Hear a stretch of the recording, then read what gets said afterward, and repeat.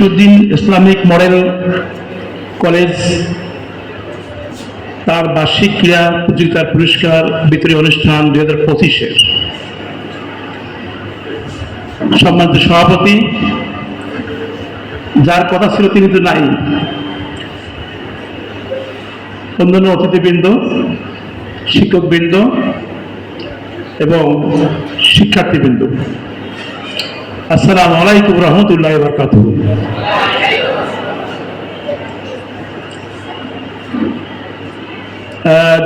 যিনি সভাপতি হওয়ার কথা ছিলেন তিনি থাকলে ভালো হতো আর কি। তার অনেক গুণের কথা অধ্যক্ষ স্যার বলতেছিলেন, তো সৌভাগ্যটা আমার দুর্ভাগ্যই বলবো, তার সাথে দেখা হলো না। আর স্যার একটা পরিচয় হলো, উনি একজন বীর মুক্তিযোদ্ধা। তো যাই হোক আর কি, দুর্ভাগ্যই বলবো স্যার সাথে দেখা হলো না। আমার বাড়ি রংপুরে, ঢাকা বিশ্ববিদ্যালয়ে পড়াশোনা করছি আমি। নারায়ণগঞ্জে খুব কম এসেছি, একবার বা দুবার। 86 to 96, 10 বছর ঢাকায় ছিলাম আমি। আমার পোস্টিং দেওয়ার কথা ইডেন কলেজে। আমি একটা নামাজি মানুষ, তো মহিলাদের কাছে যাবো না।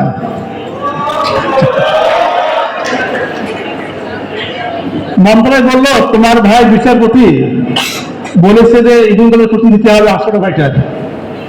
আমি বললাম যে না, ঢাকা ভালো লাগে নাই, আর অধিকন্তু ইডেন কলেজ মহিলাদের 100% মহিলাদের কলেজ দিন না, আমি নামাজি মানুষ, নামাজটা পড়তে চাই। তাই গ্রাম দেন, মানে বিসিএস পাস করার কথা বলছি, করার পরে তা দিয়েছে 5 গ্রাম, চাইলাম গ্রাম, দিয়েছে 5 গ্রাম পোস্টিং। সেটা একেবারে ইন্ডিয়ার বর্ডার, হিমালয়ের কাছাকাছি একটা জায়গা, বাংলার শেষ প্রান্ত, বুড়িমারি পয়েন্টের কাছে। যাই হোক, রংপুরের মানুষ নারায়ণগঞ্জে চেনে অন্যভাবে।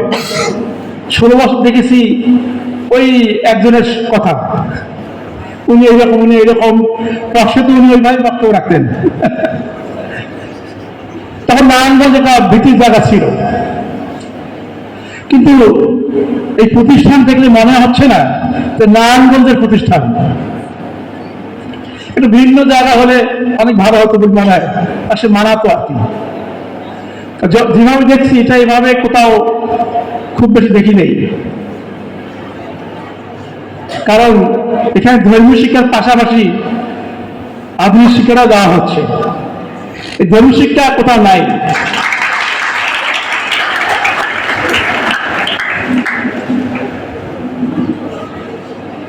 বিশ্ব তো অনেক বেশি ঘুরলাম। আমি একটু জাপানে রাতের বেলা হাঁটতেছিলাম, সঙ্গে ডিম ছিল আমার। প্রায় 50টা কান্ট্রির পরিবেশনা আসছে এই কনফারেন্সে। জাপানের হোক্কাইডো শহর আমেরিকার কাছাকাছি, রাশিয়ার সাইবেরিয়ার কাছাকাছি একটা জায়গা, টেম্পারেচার -20। ওইখানে ছেলে মেয়ে নিয়ে আমি ছেলে সহ ওয়াইফ ছিলাম। ওইখানে সবাই দেখতে যায়। সাপ্পোরো সিটি খুব নাম করা বিশ্বের সুন্দর শহর, মানুষজন নাই, সুন্দর, খুব ভীষণ সুন্দর। সারা বছর এখানে বরফ থাকে, এই জন্য কোনো কনফারেন্স হলে বিশ্বের সমস্ত বড় বড় প্রফেসররা ওখানে আসে। আমার স্যার ছিলেন নোবেল পুরস্কার বিজয়ী 2010 সালে, রসায়নের প্রফেসর আমার ইউনিভার্সিটি থেকে। যাই হোক, আমি হাঁটতেছি রাতের বেলা, আমার দিন বলছে চলো যাই। যাবো স্যার খাইতে। কেন স্যার? যত পুরুষের দাওয়াত করলাম একজনও দাওয়াতে আসলো না, তুমি আর আমি সব খাবার খেয়ে ফেলবো, চলো। উনি জাপানের প্রফেসর একেদা। যত প্রফেসর বিশ্ব থেকে আসছে, আমেরিকা, ইউএসএ, তারপর কানাডা থেকে, তারপরে ইংল্যান্ড থেকে, অস্ট্রেলিয়া থেকে, সবাই করছি নিজের বন্ধুর বাড়িতে বেশি দাওয়াত খেতে, বলে আমাদের সব খাবার পড়ে এলো। হাঁটতেছি বড় লোক দিয়ে দিন বলছি, তুমি মদ খাও না কেন?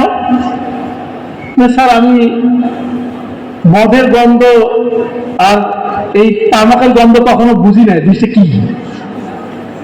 রসায়নের মানুষ মদের গন্ধ বোঝো না, নাকের কাছে আনি নেই স্যার। আর আমি নামাজ পড়ি, বিদেশি নামাজ কি বুঝাইলাম। ও কি দেখো একদিন ধর্ম দূরে থাকবেই না, ধর্ম দূরে থাকবেই না, তার সব কথা তথ্য দেওয়া যায় না, ওনাকে এগুলো বুঝতে এগুলো অনেক সমস্যা, উনি অনেক বড় করেছেন। তো ধর্ম থাকবে না এটা সাধারণ গণিতে আসবে না। 2 2 4 এটাকে একবার সিম্পল গণিত, তাই না? 2 2 2 কোটি 4 কোটি, এটাই এই গণিতটা আল্লাহ পাকের কাছে আছে, মানুষের কাছে দেওয়া হয়নি। একটা এক্সাম্পল দিয়ে বলে তাহলে হিসাবটা মিলবে। সবাই আপনারা জানেন, আমি তো শুধু একটু তাৎপর্য টানবো। সেটা কি, ওই সুবহানাল্লাহ আমলে উনি সমস্ত প্রাণীকে খাওয়াবেন একবার, সবাই জানেন গল্পটা। উনি তো সবার কথা বুঝতেন, ভাষা বুঝতেন। তা মৌমাছি থেকে সরে যত প্রাণী উদ্ভিদ আছে, যত প্রাণী আছে সবাইকে দাওয়াত করছে। 6 মাস দিয়ে রান্না শেষ। এখন খাওয়ার সময় শুধু মাছ এসে, একটা মাছ একাই এসে সমস্ত খাবার সাবার করা শেষ। পরিশেষে বলল যে আল্লাহ রাসূল, আমি তো সব খাবার খেয়ে ফেললাম, বাকি খাবার তুমি পাবা কোথায়? সব প্রাণী তো আসবে, তুমি সব খাবার খাইলে কেন? এইরকম খাবার দিনে 3 বার আমি খাই। আল্লাহ রাসূল সে জানে না এই যে মাছ 3 বার এই ধরনের খাবার খায়। তার কাছে যে গণিতটা ছিল, কাছে বড় গণিত আছে মাছের কাছে, আল্লাহর কাছে কোন গণিতটা আছে? এগুলো বোঝার খুব বিষয়। এটা হলো একটা কথা। এখন শিক্ষার কথায় আসি। আমাদের শিক্ষক কিন্তু মুহাম্মদ সাল্লাল্লাহু আলাইহি ওয়াসাল্লাম শিক্ষা দিয়ে গেছেন। ওনার শিক্ষক জিবরাইল আলাইহিস সালাম, আর জিবরাইলের শিক্ষক আল্লাহ পাক। আমরা হলাম তোমাদের শিক্ষক। লাইনটা একটু বুঝে নাও। আল্লাহ আমাদের বড় শিক্ষক, আর ছোটখাটো শিক্ষক আমরা। এই লাইনটাকে বুঝতে হবে। কোথাও বলা হয় নাই ও ব্যবসায়ী পৃথিবীর শ্রেষ্ঠ মানুষ। নো, শিক্ষকতা হলে অনেক বড় পেশা, সারা দুনিয়া আছে। জাপানে শিক্ষক রাস্তায় হাঁটে, জনগণ মাথা নিচু করে থাকে। চীনেও তাই, ইংল্যান্ডে তাই, আমেরিকাও তাই। আর যখন জনগণ আসতে হাঁটে, সবচেয়ে বড় প্রশাসনিক মানুষেরা মাথা নিচু করে থাকে। আমার দেশে সবচেয়ে ভালো ছাত্রটা গরিব মানুষ শিক্ষক হয়। সবচেয়ে ভালো ছাত্র গরিব মানুষ, টাকা দিয়ে চাকরি পাওয়া সম্ভব হয় নাই, শিক্ষক হয়ে আছে গ্রামে স্কুল দিয়ে। এটা ভালো লক্ষণ। কারণ গ্রামে যখন ভালো ছাত্র যায়, গ্রামে ডেভেলপ করবে। অর্থাৎ আমি বুঝতে চাচ্ছি এই কারণে মেধার খুব দরকার। আমেরিকায় সবচেয়ে ভালো ছাত্রটাকে বলা হয় তুমি আসো না, শিক্ষক হও রাষ্ট্রীয়ভাবে। বুঝে গেছে কথাটা?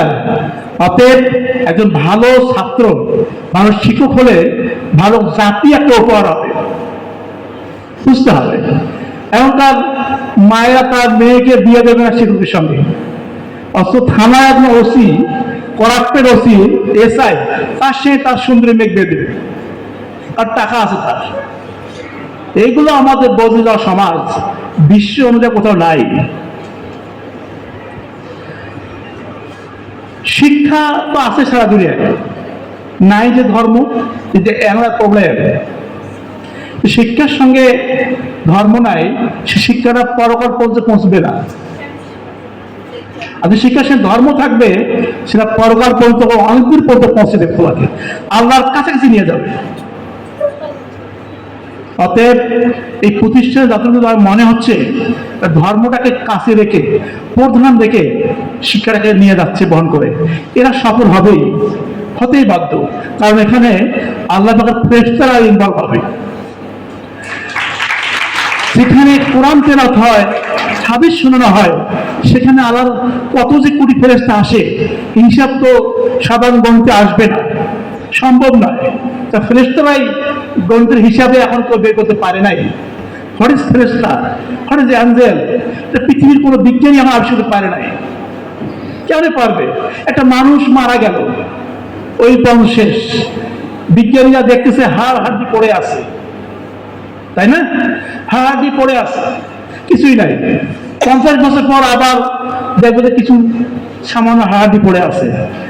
120 বছর পর দেখবে যে ওখানে আবার ডিএনএ ঠিকই আছে, ডিএনএটা ঠিকই রয়ে গেছে, ডিএনএ ঠিকই রয়ে গেছে। আরো 100 পর যায় যদি ডিএনএ ঠিকই রয়ে গেছে। ডিএনএ তো প্রাণ। তো মুসা আলাইহিস আমলে এক লোক মারা গেছে কবরে। ঈসা আলাইহিস আমলে এক ইহুদি বলছে, হুজুর আপনি তো খ্রিস্টানদের নবী। বলে হ্যাঁ। আমার নবী ছিল মুসা আলাইহিস সালাম। হ্যাঁ। হুজুর আপনার বেশ ক্ষমতা নাই, আপনার দুই একটা ক্ষমতা। মুসা আলাইহিস সালাম অনেক ক্ষমতা ছিল, লাঠিকে সাপ বানিয়েছে উনি, নাম ধরে। দেখবা আসো। ঈসা আলাইহিস সালাম কবরে নিয়ে সালাম দিয়ে একটা লোক উঠছে ভেসে কবর থেকে। জিজ্ঞাসা করলো, তুমি কবে মারা গেছো? বলে আমি মুসা আলাইহিস সালামের উম্মত, ওখান থেকে প্রায় 3000 বছর আগে। তখন এই দিক বলতেছে, দেখো আমার ক্ষমতা, আমি একটা কবর থেকে হার্ট থেকে মানুষ বানিয়ে দিলাম।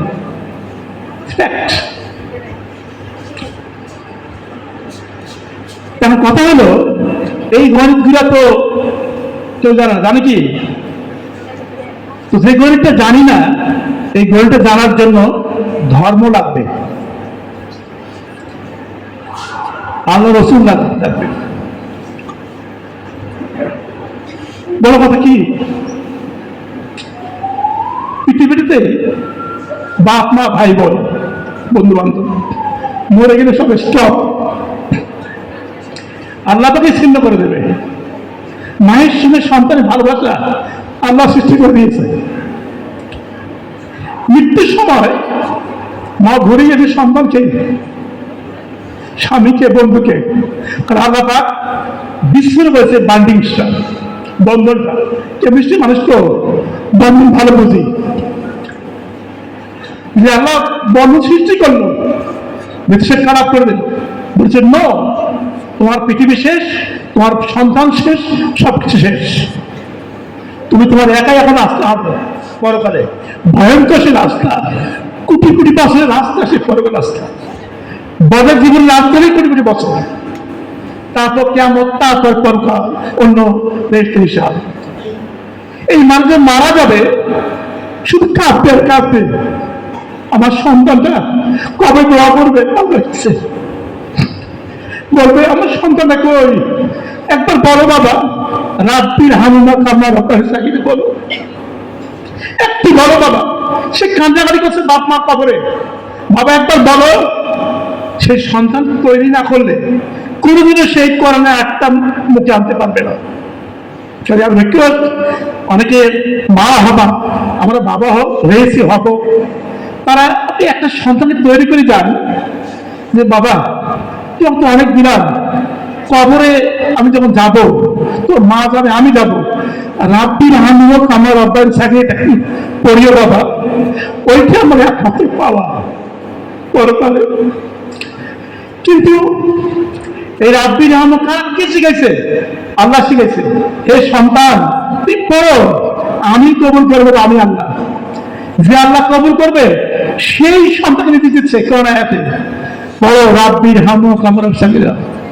কাজে এটা আমি মনে করি সবাই আজকে ছোট মানুষ এটা মুখস্থ করে, বাপ মা কম দেয় না, আপনার নিজে না খেয়ে আপনাদের খাওয়ায়, না ব্যয় শার্ট না কিনে, জামা লুঙ্গি না কিনে আপনাকে প্রতিষ্ঠানে পাঠিয়েছে, মাথায় রাখতে হবে। বিয়ে করলেন বাপ মা বলে গেলেন, আজকে বাপ মা বৃদ্ধাশ্রমে কেন জবাবদি করতে পারবো না আপনাদেরকে। কারো বাপ মা বৃদ্ধাশ্রমে যায়, কঠিন জবাবদি করতে পারলে কাছে দাঁড়িয়ে থাকেন আপনারা। আল্লাহ নিজে প্রশ্ন করবে, তোমার বাপ মা বৃদ্ধাশ্রমে কেন? বাপ মাকে দেখাশোনা ফরজ আইন প্রতি সন্তানের জন্য। দুর্ভাগ্য বিদেশে প্রতিটা জায়গায় বিদেশান তৈরি করা হয়েছে, সে শিক্ষার আমার দরকার নেই। আমার সেই শিক্ষা দরকার, যে শিক্ষা আমাকে বলবে তোর বাপ মাকে আমি যদি মুখে নামাজ পড়তে পারি, বাপন দোয়া করতে পারি, এই ধরা আপনার অধিকার আছে পাওয়ার, পৃথিবীর মুখ পারমিশন দেখেছেন আপনারা। আমার মনে হয় এই প্রতিষ্ঠান, ওই আমি যে কথাগুলো বললাম, এটা কিছুটা হয়তো তারা বহন করতে পারবে মনে হয় আমার কাছে। আমাদের সভাপতি মহোদয় যিনি ছিলেন, যিনি প্রতিষ্ঠা, তিনি মনে একটা বড় নিয়াত করে এই প্রতিষ্ঠানকে সাজার চেষ্টা করছেন। আল্লাহ পাক তার নিয়াতটা যেন কবুল করে প্রার্থনা করছি। আমার আসবার কথা ছিল না, আমি খুব ব্যস্ত মানুষ, দেশের বাইরে কিছু অপারেশন রয়ে গেছে আমার, আমি এখানে সচিব হতে চাইনি। সেটা জোর করে গোয়েন্দা বিভাগ দিয়ে এনএসআই, ডিএসবি, ডিজিএফআই দিয়ে এক পরীক্ষা করে আলাপ নিয়ে আসে হাজির করলো। আমি গবেষণা, আমি পড়াতে খুব ভালোবাসি, ভীষণ পড়াতে ভালোবাসি। আমাকে সরকার একটা পদে দিয়ে দিচ্ছে এখানে, আমি বিপদে পড়ে গেছি। এগুলো পদ আমার জন্য নয়, হ্যাঁ তোমাদের থাকলে আমার সত্যি ভালো লাগে। আমি অনেকক্ষণ ধরে কথা বলি ক্লাসে, আর আমরা ক্লাসের সঙ্গে ভরা থাকি। আমি কোয়ান্টাম মেকানিক্স পড়াই, হুমায়ুন আহমেদ আমার স্যার, উনি পড়েন কোয়ান্টাম মেকানিক্স। আমি পরিবেশ রসায়ন নিয়ে কাজ করি, সারাদিনে আমার কাজ আছে। জায়গার কি এখানে এসে গেছে, আল্লাহ নিয়ে আসছে, এখন জানি না কত বছর আল্লাহ পাক রাখবে। তো জায়গার কি অনেক কথা তো হয়ে গেল। আমার মনে হয় নিয়তটা খুব ইম্পর্টেন্ট, আর ধর্মকে কাছে রাখতেই হবে বাঁচার জন্য, তোমার বাঁচার জন্য, তোমার বাপ মা বাঁচার জন্য, দেশের জন্য। আর একটা জিনিস বলি, আমরা বাংলাদেশটাও রাস্তা হারিয়ে ফেলতেছে বারবার। কোথায় জন্য আমরা হারিয়ে যাচ্ছি? এক সময় তো আমাদের ছাত্র যখন ছিল না, মোবাইল, সারাদিন মোবাইল। আমি এক অনুষ্ঠানে গেছি, দুপুরে খাবার দিয়েছে আমাকে ছোট সন্তান, একটা ছোট সন্তান, ওর মা বলছে সবাই খেয়ে চলো তুমি খেতে যাও, তবে আমি খাবো না, মোবাইল দাও, মোবাইল দাও। তখন বলতেছে এক পুরুষে বলতেছে আমি মোবাইল দেখবো ভাত খাবো, মোবাইল দেখবো ভাত খাবো। হাও ফানি, মোবাইল না দিয়ে ভাত খাবে না। আমরা তো, আমি রাত 12টা পর্যন্ত গ্রামের মাঠে খেলেছি, রাত 12টা। অনেক বড় হয়ে পড়াশোনা করছি, ক্লাস 1-2। সারাদিন গাছে উঠছি, পাখি ধরেছি, মাছ ধরেছি, পৃথিবীটাকে কিভাবে হৃদয়ে ঢুকা লাগে তখনই শিখেছি। মাটিকে ভালোবাসতে হয়। আজকে গেলে কান্না আসে, এখানে মাছ ধরেছি, এই গাছটা কত উঠেছি, সেই গাছ আজকে নাই। এখনো আমার হাতের দুটো গাছ, বড় গাছ মাঠের মধ্যে সব আছে, স্কুলের মাঠে মনে আছে, কাদা মাটি তুলে গাছটা কেটে যাচ্ছিলাম, সে ধরে গাছ এখনো বড় বড় গাছ, আমার বয়সের সমান গাছ এখন রয়ে গেছে। ওখানে গিয়ে কিছু দাঁড়াই, মনে হয় পুকুরের পাতা আমার কথা এখনো পড়ে। কি করবো? সময় এমন একটা জিনিস মানুষকে দূরে ঠেলে নিয়ে যাচ্ছে। সময় আল্লাহ পাক সৃষ্টি করেছে, উপায় নাই, যেতে হবে। ছেড়ে যাওয়া পৃথিবী সবাইকে, কিছু করার নাই। যত কোটি টাকা থাকলে কেন আপনি থাকতে পারবেন না, আপনার ছেড়ে যেতে হবে। এই সময়টাই আমাকে টেনে এসে বহুদূর পথে, কিচ্ছু করার নেই আমার। তো যাই হোক আর কি, শিক্ষা, ভালো মানের শিক্ষা দরকার আমাদের। আমরা অফিস আদালতে যাচ্ছি, শুধু ঘুষ আর ঘুষ, টাকার টাকা। 16 বছর টাকার বস্তাকে বস্তা কামাই করে বাংলাদেশে ফকির করিয়া দেওয়া হলো। এত টাকা নিয়ে কবরে যাবেন, কবরে কয় টাকা দিতে পারবেন? ওই টাকা সাদা কাপড়, ওরা যেহেতু এত ঘুষ করার দরকার নাই। বস্তাকে বস্তা টাকা বিদেশে পাঠানো হলো, ঘুষ আর ঘুষ। একটা মানুষ দাঁড়িয়ে আছে, তার কোনো সেবা খবর নাই, তার করের টাকা দিয়ে আমার বেতন, সবার বেতন তোমাদের করের টাকা দিয়ে। একটা ফকির, তাকে কর দিতে হয়, তার করের টাকা দিয়ে আমার এই কোটটাইয়ের টাকা। ওখানে সে যখন রাস্তায় যাবে, আমার তো পাগল হয়ে তার সেবা করা দরকার। বেতনটা একটা ফকিরের করের টাকায়। মাননীয় চিফ অ্যাডভাইজার কখন কি এটা মনে করেন আপনি? সচিব, মন্ত্রী যারা ছিলেন, আপনার গাড়ির ফুয়েলটা কিন্তু ওই রাস্তার ফকিরের যে করের টাকা দিয়ে আপনার ফুয়েল কেনা হচ্ছে। আপনি সে যখন অফিসে যায়, কিভাবে সে দাঁড়িয়ে থাকে ঘন্টার পর ঘন্টা। অধ্যক্ষ বলল এটা আমি করি, না করলে তুমি কেন তোমার অসহায় হয়েছে? কেন না?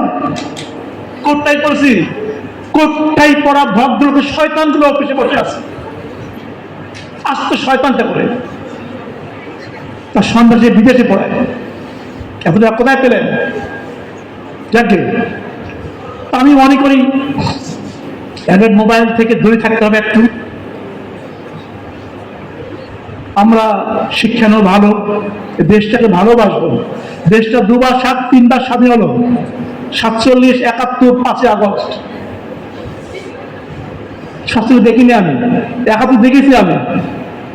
আজকে গিয়েছেন স্যার থাকলে হয়তো নিশ্চয় বুঝতে পারতাম বা শুনতাম তাকে গল্প, কিন্তু 5 আগস্ট দেখলাম আমি দাঁড়িয়ে দাঁড়িয়ে নাহিদ, সাজেদ আলম, হাসান আব্দুল বিশ্বাস, তোহারা সেদিন বন্দুকের মুখে দাঁড়ালো। থাকতে নাও থাকতে পারতো, সেদিন গুলি খেয়ে মারা যেতে পারতো। দেশটাতে পাঠিয়ে দিল কেন? অন্যায়, অপরাধ, বৈষম্য এত বেশি হয়ে গিয়েছিল যে মহান আল্লাহ পাক নিজ হাতে এই কড়া মানুষ সামনে নিয়ে যে জাতিকে একটা মহা পরিবর্তন করে দিলেন। আমরা সেই পরিবর্তন চাই, আমরা ভালো হব, দেশটাকে আমরা অনেক দূরে এগিয়ে যাবো, এই প্রত্যাশা আমার সর্বদা থাক। আমি মনে করি এই নারায়ণগঞ্জে এই প্রতিষ্ঠান, আদর্শ প্রতিষ্ঠান, নামো মডেল, তারা যেন তাদের সুনাম ধরে রাখে বহুদিন। আমি এটা মনে রাখবো অনেকদিন এই প্রতিষ্ঠানটাকে, যে গেলাম, কথা বললাম, চোখের পানি দিলে কেন চোখে পড়লো তোমার দেখে। যাই হোক, আর বিজ্ঞান, আমি সায়েন্সের মানুষ, বিজ্ঞানটা গুরুত্বপূর্ণ। আল্লাহকে জানতে গেলে বিজ্ঞান জানতে হবে, ভীষণভাবে বিজ্ঞান জানতে হবে। তারপরও আমি মনে করি একটা মানুষকে বড় করে জিজ্ঞাসা করা হবে। হাদিসে আসছে কথাটা যে আপনি দুনিয়াতে কয়দিন ছিলেন? কে আমাদের মজা নেই, সে বলতে কয়েক সেকেন্ড ছিলাম। দুনিয়াতে ওই মানুষকে জিজ্ঞাসা করেন যে 80 বছর ছিলাম, 70 বছর না, তাই না? ওই মানুষটাই পরে কথা বলবে যে 80 সেকেন্ড ছিলাম। সে কি মিথ্যা বলেছে? নো। কারণ যে সূর্য আলো, এই আলোতে আমি বেঁচে ছিলাম বহুদিন, 80 বছর। কিন্তু ওই দিন তো শুধু থাকবে না, কিয়ামতের ইসরাফিল ফুঁকায় সমস্ত সৃষ্টি ধ্বংস হয়ে যাবে, কিছু থাকবে না।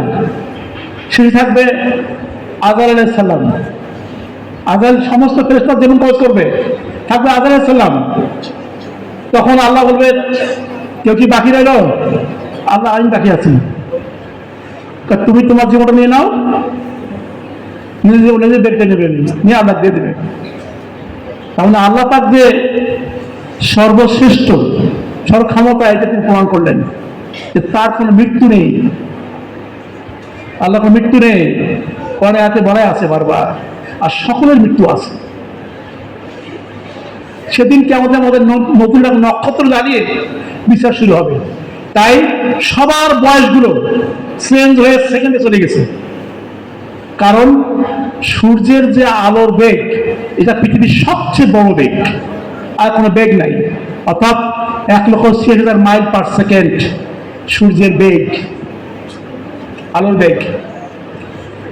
কাজেই ওই আলোর বেগে আমাদের বয়স 80, 90, 100 এতটুকু। ঠিক আছে? একটা জিনিস লক্ষ্য রাখো, প্রতি 8 মিনিট 20 সেকেন্ড পর পর সূর্য আলো পৃথিবীতে আসে। 8 মিনিট 20 সেকেন্ড পর পর একটা তরঙ্গ এসে 8টা চলে আসে। এই সূর্য আলো দিয়ে কিন্তু ফুট তৈরি হয় পাতায়। মাথায় রাখতে হবে 8 মিনিট 20 সেকেন্ড পর পর নিউ লাইট পাতায় পড়ে, new light, new foot. 8 minute 20 second পর পর নিউ ফুট তৈরি হয় পাতার মধ্যে, মানে গ্লুকোজ। কখন চিন্তা করছেন? খাবার তো এক গ্লাস সামনে আসলো, খেয়ে ফেললাম। চিন্তা করছে কখনো? 100 গ্রাম পানি তৈরি করতে লাগে খরচ 4,000 টাকা। যে ল্যাবে আমি পানি তৈরি করছি 100 গ্রাম, 4,000 খরচ করে। তাই আপনি সারা জীবন কত টন পানি খেয়েছেন, যদি আল্লাহ হিসাব চায় কি হবে? একটি ভাত এ পর্যন্ত আবিষ্কার করতে পারেনি পৃথিবীর কোন মানুষ। যে আল্লাহ কতগুলো ভাত খাইছেন হিসাব চায়, কি হবে তাহলে? অক্সিজেন, তো আল্লাহ পাক বলে যে অক্সিজেন তুই এত টন শ্বাস প্রশ্বাস নিয়েছো, আমাকে হিসাব দাও। পারা যাবে? কোনো হিসাব দেওয়ার সুযোগ আমার নেই। শুধু আল্লাহ পাক চায়, সে দেওয়ার দরকার নাই। শুধু আলহামদুলিল্লাহ পড়িও, আমি খুশি, আর তোমার ঋণ পরিশোধ অন্তত আনন্দ পাওয়ার সুযোগ পাই, সেটি প্রত্যাশা। যাই হোক, সায়েন্স বললাম, একই কথা বলে শেষ করবো আমি। প্লেনে তো অনেকে উঠেছো, অনেকে ওঠো নাই। আমি জীবনে 100 প্লেনে উঠছি, শুভ ইন্টারন্যাশনাল ফ্লাইট। যখন প্লেন মহাকাশে ওঠে, তখন প্লেন হয় মৌমাছির মতো মহাকাশ তুলনায়, পৃথিবী হয় ছোট। এক গবেষক দেখলো সমস্ত মহাবিশ্বে যত সৃষ্টি আছে, উনি করে একটা ম্যাপ তৈরি করলো, তৈরি করিয়া পৃথিবীটাকে বসাইল উইথ রেসপেক্ট টু সাইজ, মানে বড় হিসাবে। পৃথিবীর আকারটা হয়ে গেল একটা বিন্দুর মতো। সমস্ত সৃষ্টি যতগুলো বিজ্ঞান আবিষ্কার করতে পেরেছে আর কি, সৌরজগৎ বলো বা গ্রহণপুঞ্জের মতো আবিষ্কার হয়েছে, আমাদের পৃথিবীর সাইজ দাঁড়ায় একটা বিন্দুর মতো। উনি তখন নোট দিয়েছে, হোয়ার ইজ দ্য ম্যান? মানুষটা কোথায়?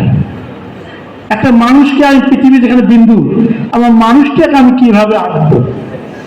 উনি আর আঁকতে পারে না, মানে মহাবিশ্বের মানুষ নাই, একটা জিরো অবস্থান চলে গেছে একটা মানুষ। সেই জিরোকে আল্লাহ পাক ঘোষণা করলো আশরাফুল মাখলুকাত, সৃষ্টির সেরা। আমি জানি না আল্লাহ পাক কেন আমাদের, কোনো ক্ষমতা তো আমার নাই, আমি একটা খাবার তৈরি করতে পারি না, একটা অক্সিজেন তৈরি পান করতে পারি না, বুড়ে বসে হাঁটতে পারছি না। কই, আমি তো সবলে হাঁটতে পারি না। আল্লাহ পাক দয়া, আমি ইয়ং ছিলাম, শিশু ছিলাম, কৈশোর ছিলাম, যৌবক ছিলাম, বুড়ো হয়ে গেলাম, বৃদ্ধ হয়ে গেলাম, কখন তো বুক ফুলে বুড়ে বসে বলবো যে আমি সেই ইয়ং বসে মতো হাঁটতে চাই? সম্ভব নো। বডি কম মানে আল্লাহ পাকে তোমার কথা কখন বডি শুনবে না। তোমার হাড় বুড়ো হয়ে যাবে, তোমার ফুসফুস ক্লান্ত হয়ে যাবে, তোমার কলিজা ক্লান্ত হয়ে যাবে। আল্লাহ বলছে এই ক্লান্ত হও, ব্যাস শেষ। অতএব মানুষ কিছুই না, বাট অনেক বড় কিছু। এখন যত গ্রহ আবিষ্কার হয়েছে হচ্ছে, পৃথিবীর মতো সুন্দর গ্রহ এত কথা আবিষ্কার হয়নি। কে করেছে? আল্লাহ পাক করেছে। শেষ করতে চাই, অনেক কথা বললাম, প্রয়োজনীয় অপ্রয়োজনীয়। আর মানুষ আরেকটা কথা বলে শেষ করতে চাই, বই বই আর বই, বই পড়তে হবে। বই একটা মানুষ তৈরি করে। আচ্ছা, সক্রেটিস নাই, প্লেটো নাই, এরিস্টটল নাই, নিউটন নাই, আইনস্টাইন নাই, ল্যাবরেটরি নাই, ক্যাভিটিস নাই, স্টিফেন হকিং ছিল সর্বশেষ, উনিও চলে গেলেন। আর কেউ নাই। কেন নাই? বই যে নাই। বই একটা মানুষ তৈরি করে। সম্প্রতি গবেষণা একটা আছে, আমেরিকার বিখ্যাত MIT, সে বলছে বইয়ের জ্ঞান থাকে অনেক দিন মাথায়, আর মোবাইল থেকে যে জ্ঞান নিচ্ছেন, কম্পিউটার থেকে কয়েক সেকেন্ডে মানে থাকে। এই জন্য আমরা সবকিছু ভুলে যাচ্ছি। অতএব আমরা বই পড়বো, নামাজ আদায় করবো, ধর্মীয় কাজ জড়িত থাকবো। সবাইকে ধন্যবাদ। আসসালামু আলাইকুম ওয়া রাহমাতুল্লাহি ওয়া বারাকাতুহু।